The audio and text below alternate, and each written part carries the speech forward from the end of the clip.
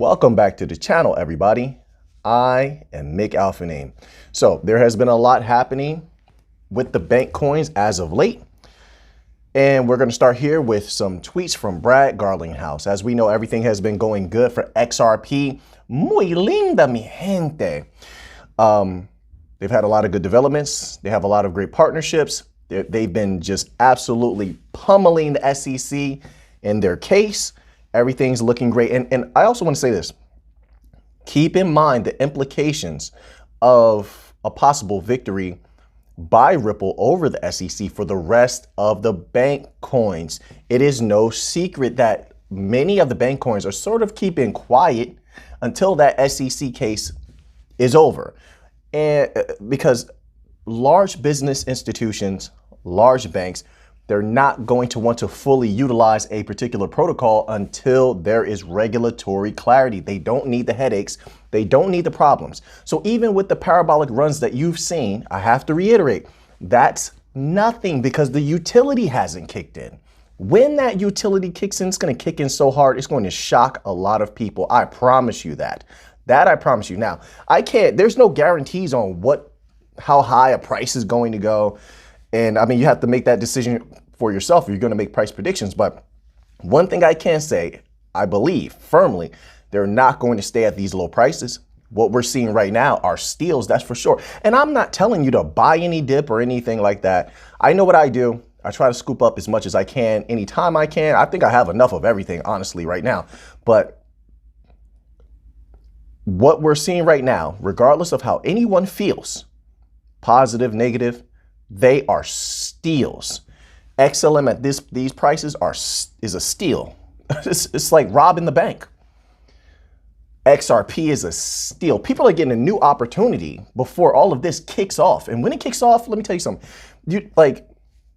Let's say they require 10 XRP to open an account or have an account. It's something like that, right?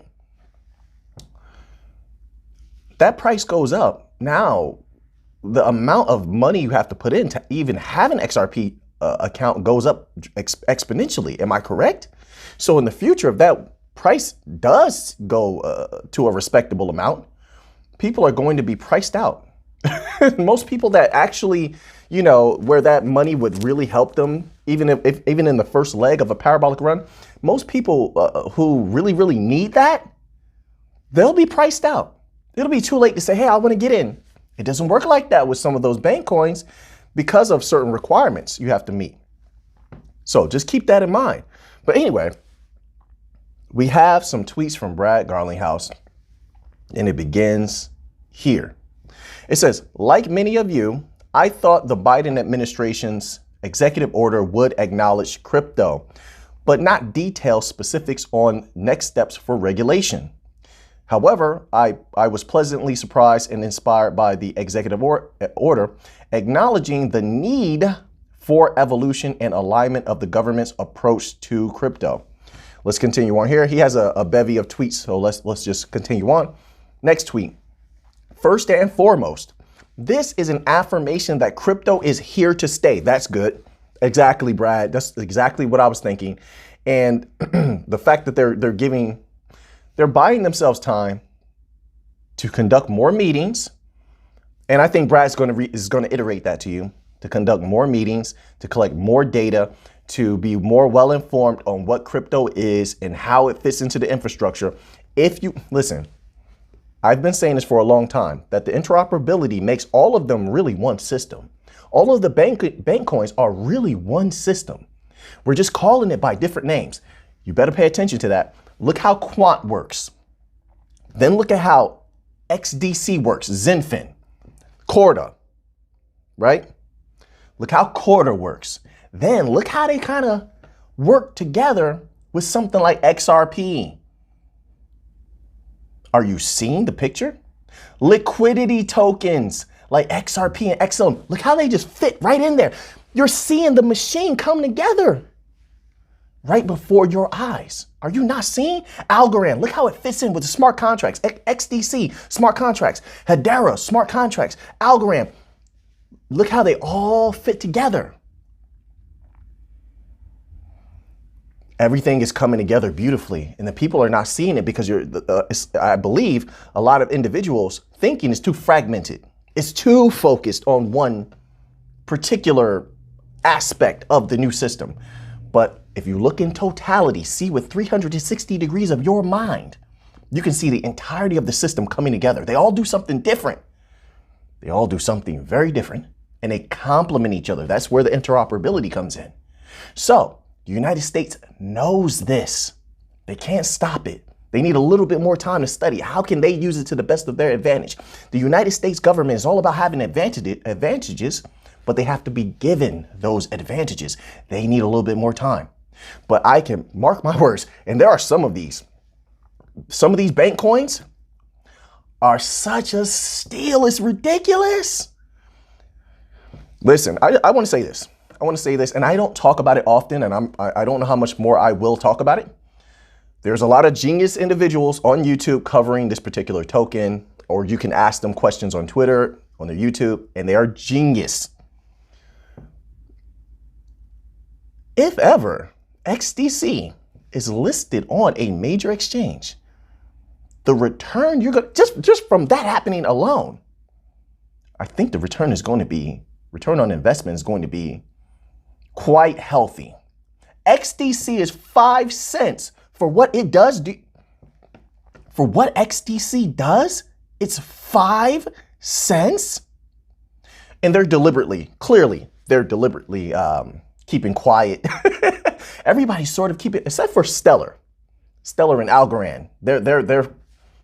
They're strong at the forefront of trying to negotiate with these policymakers, meeting with the governments and stuff like that. They've been doing a great job, and especially Stellar and Algorand, as far as meeting with the banks, they've been doing a lot of that. I actually have a members only video I'm trying to complete today. We're going to cover a little bit on some of these banking meetings with the banks and such like that. Okay, just give me a little bit more time. They've been doing a great job, but some of the bank coins have been keeping quiet for a while. Hedera was quiet for a while. Now they're going to start kicking things up. Zenfin has been very quiet for a reason. Listen, when you say not for retail, listen, XDC is not for retail. This is probably going to be the last time I talk about XDC because people barely want to hear about XRP, XLM, and Algorand. They don't want to hear it. The regular crypto crowd, they hate these bank coins.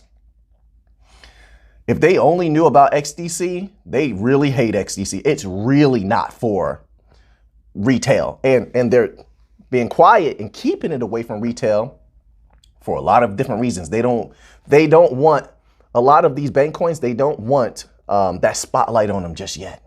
That's why they move in silence. I know I'm going to get back to the information here, but this is important, okay? But 5 cents is a steal. All of these prices are steals, but 5 cents for XDC? If you don't know what XDC is, go to their website, check them out. Like I said, I don't need to really cover it too deeply. There are literally genius individuals on YouTube that break down Zenfin, XDC, and what it does, how it relates to Corda and things like that. So, hey, what can I say? Let's continue on here. I just wanted to say that because it's like 5 cents. That's just mind blowing. But hey, what can you do? First and foremost, this is an affirmation that crypto is here to stay. Thoughtful policy involves timely input from players across the federal government. I don't want to mistake activity for progress. That's very true. I concur. But this does feel like it could be a turning point. I hope it is. I really do. The White House finally says what we in the industry have been saying for years. If the U.S. wants to maintain its status as a responsible tech leader, it needs to provide clear regulatory framework for an industry that's exploding in growth. 40 million Americans and counting. Years of damage done by the SEC siloed regulation by enforcement approach can be undone through collaboration between all agencies. That's very true. I have a great respect for Brad Garlinghouse. Not only does he stand to open the doorway for a lot of people to make a lot of money. I'll just put it that way, okay, to play it safe. but he's well informed.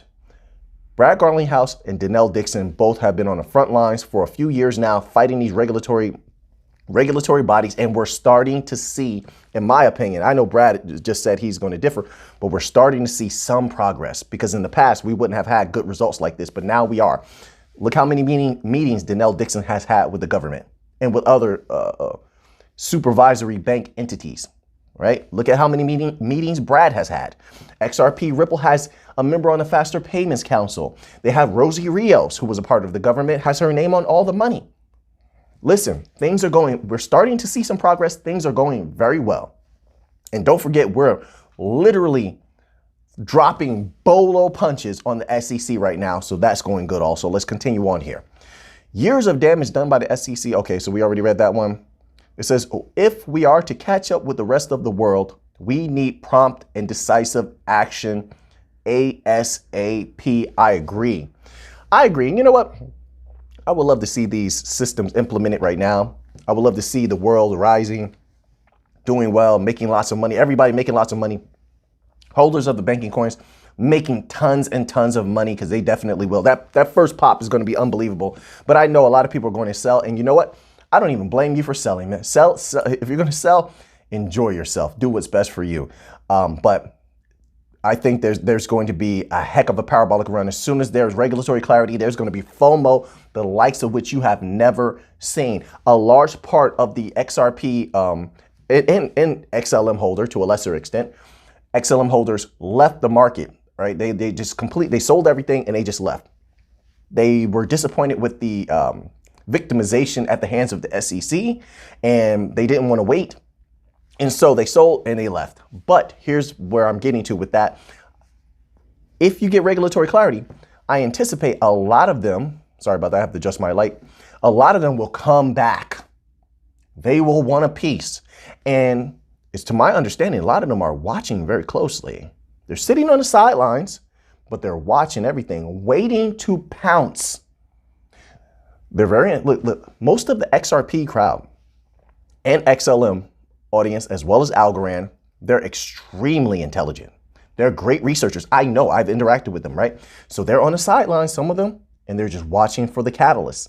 And when they have the proper catalyst, even before FOMO kicks off, you're going to probably see a little bit of a pop, because they already know the catalyst. They've spotted it, but before it hits the mainstream, they're getting in. So you're going to see a little bit of a pop, and then when it hits the mainstream news, then you're going to see a spike. That's just my humble estimation. But wouldn't that be a glorious time? And I think it's close. I think this is the closest we've ever been, not just because of the SEC case, but because of absolute regulatory clarity being possible through this push for Congress to initiate regulatory clarity. That's very, very good. This is something we have to keep our eye on. Okay, so then let's continue on here. This is from Stellar. It's a blog on stellar.org, and it's the SDF's statement to the Biden administration, first ever digital asset executive order. Now, I haven't lately been combining everything together in one video, but I'm going to do this here now because I have a members only video I have to work on. Okay, and those take a lot of time. They take a lot of time. So today I'm dedicating more time to the members only content. So I'm going to condense the XRP and XLM videos all together, you know. So here we go. This is by Denelle Dixon, and let's read this.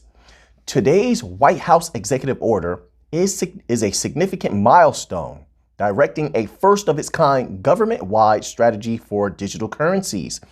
It recognizes the need for clarity so the industry can grow, continue to evolve. Didn't Brad say that?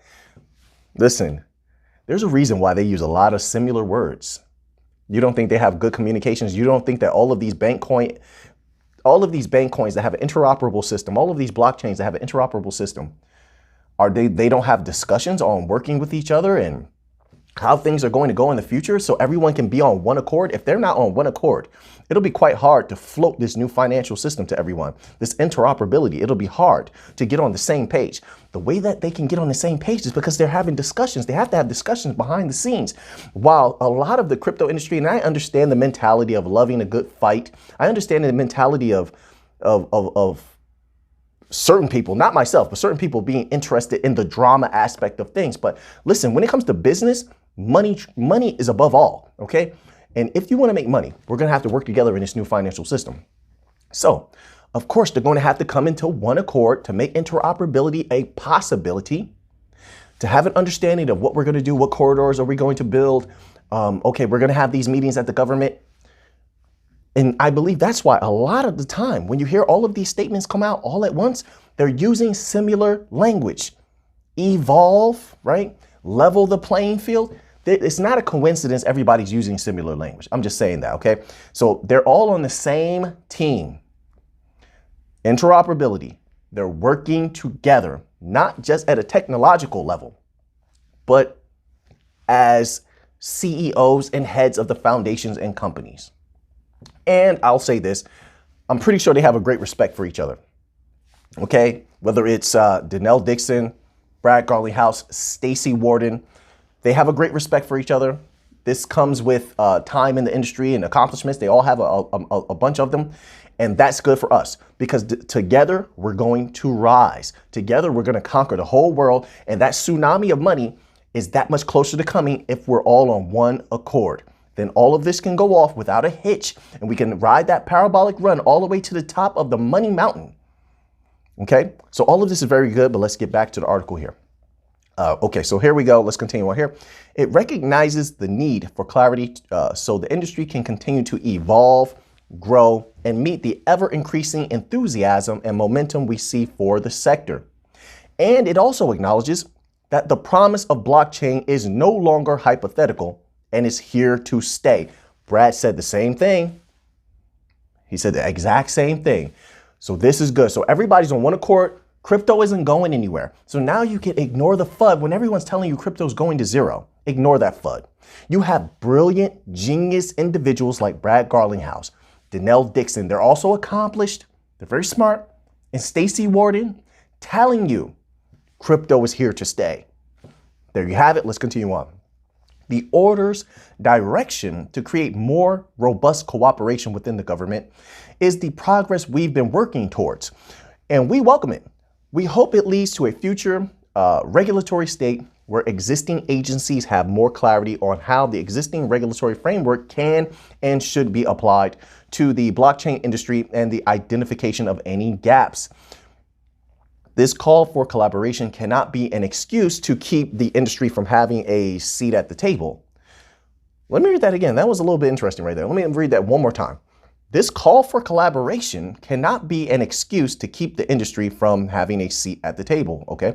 We've come too far in a short period of time to begin to shut outside perspectives out now, especially as many of the agencies tapped in this directive are only now digging into the opportunities and potential risks this industry faces. If the desire to get this right is genuine, it's critical to include industry in the process. Now, let me say this. I was covering a document. I don't remember if it was in a members only video or a regular video. I can't remember anymore.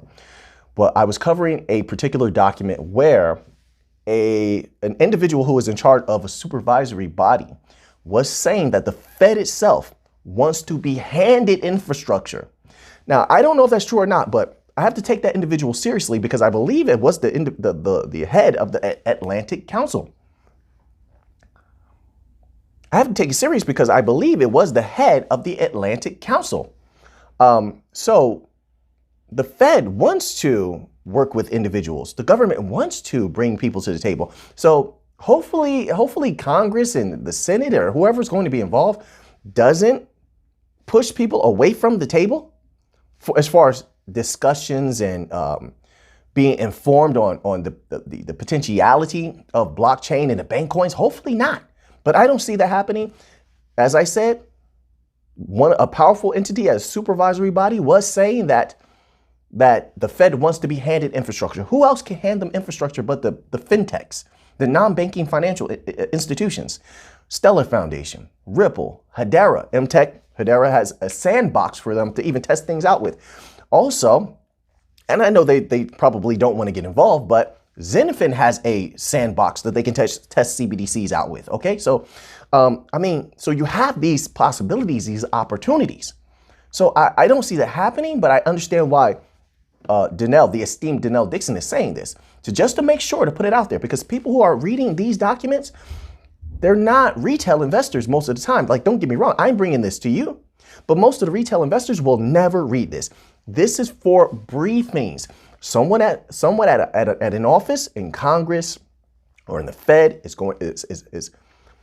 they are charged with reading this type of material, and then they give these little briefings in the morning or in the afternoon, whatever, every once in a while. There's certain times they do it, and they inform the regulators or whoever it is that they're in front of what these blockchains are posting, saying, what they're trying to convey.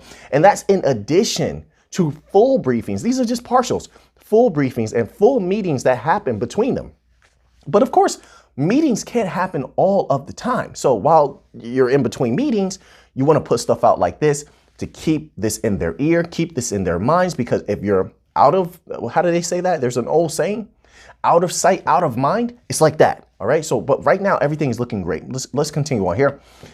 Today marks a step towards determining the fate of a technology that will unlock a more equitable and accessible financial system. Listen, did you just hear what she just said? Let me read that again.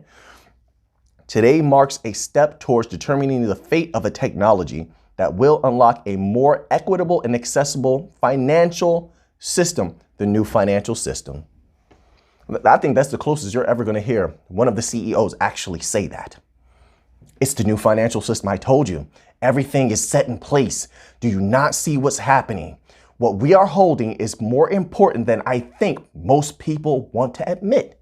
I think it scares some people. I think it scares some people that you have that type of power and that governmental eyes, unless you take your stuff off in exchange, that you have this power. Well, it's growing power, right? In the world now. You are a power in the world right now. Holding these particular bank coins is not a joke. Because what we do with them could change a lot. Not just generational wealth, but yeah, generational wealth will come as well. And you can do a lot with that also. But I also think that people are afraid of generational wealth. What do they do with it? How's life going to change? Some people sort of like the way that things are now, even with the struggle. It's what they're used to. How does it change? How do the people around them change? I think they've had a lot of time to think about that, right? How much is too much? I think this is why some people just don't continue to accumulate. They're afraid of too much wealth, but it's coming. The wealth, it seems to be coming. No guarantees. I'm not a financial advisor. This is not financial advice, but the wealth seems to be coming, and a lot of it, and it just keeps building. And there's more certainty as the time goes on. You see how it's set up, the new financial system. I told you, take a look, just take a look, trust me on this, at how Quant works, right? Then take a look at how Zenfin, Corda utilizes Zenfin, but what Corda does, right? Then look at the liquidity tokens like XRP, XLM. Look at that. Look how they work, how they fit right in.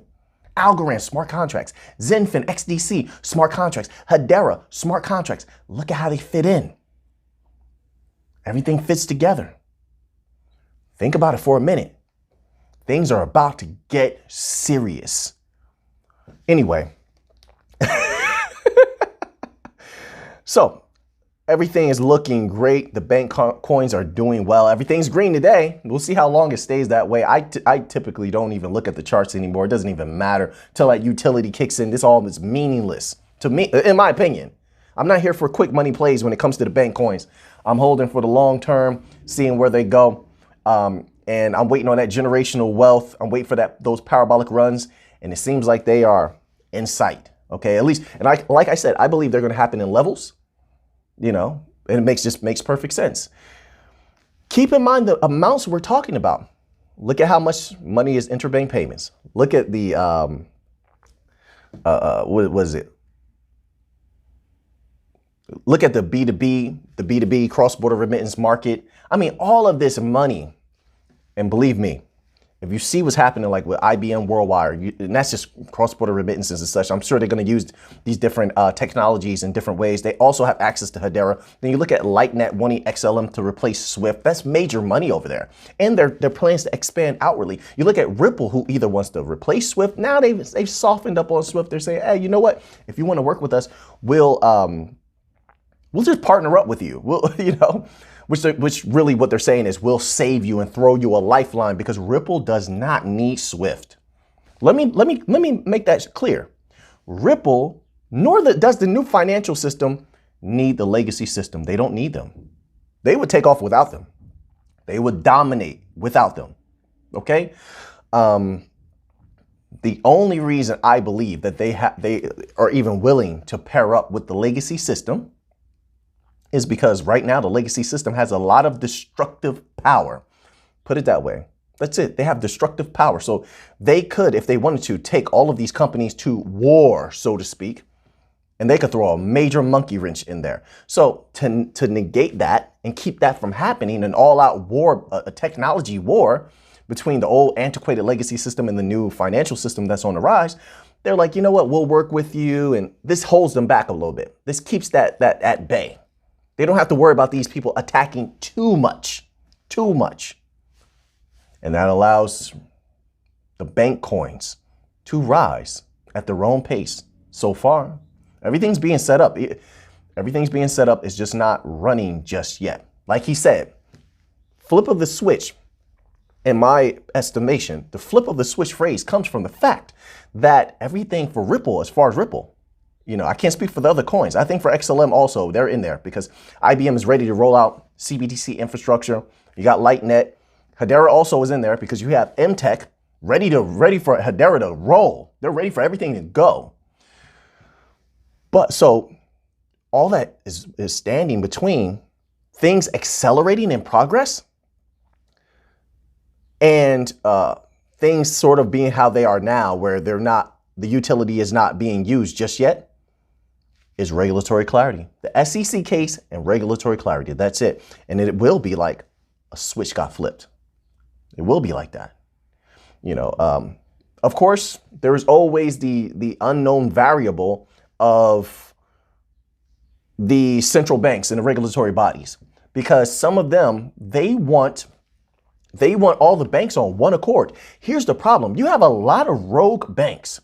They're not listening to what the Bank of International Settlements is saying, but the Bank of International Settlements is trying to bring them in the fold. They're trying to say, hey, listen, distributed ledger technology is the best way, which is one of the things we're going to cover in the members only video. I should have it either done by this evening or tomorrow morning. Okay.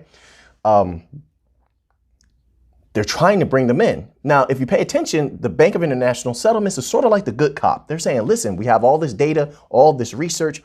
We're trying to point you in the direction of the good blockchains, the good distributed ledger technologies, whether it's blockchain, hashgraph, whatever. We're trying to help you out here. Work with us. Let's make an interoperable system. They're the good cop. The IMF is not the good cop. The IMF is sort of the strict parent of the two, right? The IMF is like, listen, we're going to do this the way we want to do it. Hey, stop using Bitcoin, right? They're very, very stern about how they go about it. So there is always that unknown factor of a lot of the banks being indecisive on the technologies they want to use. And then also some of them have failed with their CBDCs. They rolled their CBDCs out too fast. So you had one of them fail with consensus. Told you that wasn't going to work. I expect more consensus failures. It wasn't made for CBDCs. It wasn't. That's number one. Number two, you had some fail with Hyperledger Fabric. Dcash. So you have that. Okay, so those systems either have to be repaired or replaced. I told you they could be replaced. We'll see what happens. We're waiting on updates from that. But also, some banks just put their CBDCs off completely. Someone could step in for those banks and say, hey, listen, we have a full infrastructure ready to roll out. It's cheap and expensive. Do you want us to activate? Do you want us to initiate it? All it takes is a few meetings, a few presentations. And some of these bank coins, some of these the foundations or companies, okay, that are in charge of the bank coins are pushing the bank coins. I don't want to say in charge, but what are pushing the bank coins will blow the hats and socks off these people with their presentations. And then you will have even more banks who sat on the sidelines, but they would then immediately be able to roll out CBDC infrastructure with some of these bank coins. Okay. So there's a lot happening. There's a lot to think about. So there you have it. So now that you have that information, what are you going to do with it? I know what I'm going to do with it. So until next time, let's get to the money.